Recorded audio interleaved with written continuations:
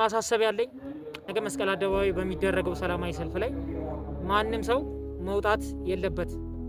እደግመዋለሁ፣ ማንም ሰው እንዳይሄድ። እንግዲህ እነዚህን ቪዲዮዎች አይታችኋል። በጣም ቫይራል የወጡ ቪዲዮዎች ናቸው።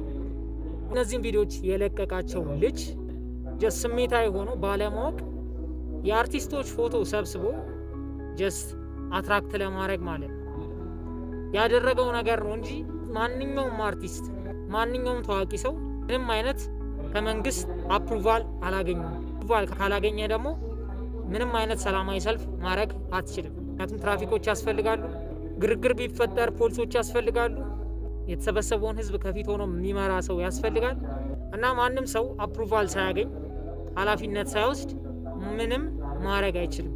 እና የዚህ አካውንት ባለቤት በስሜትና ባለማወቅ ነው ይህንን ነገር ያደረገው። አውቶራይዜሽን አድርገን ሰዎችን ሰብስበን ማድረጋችን አይቀርም። ህጋዊ እስኪሆን ድረስ ግን መጠበቅ ግድ ይለናል። ይመቻችሁ።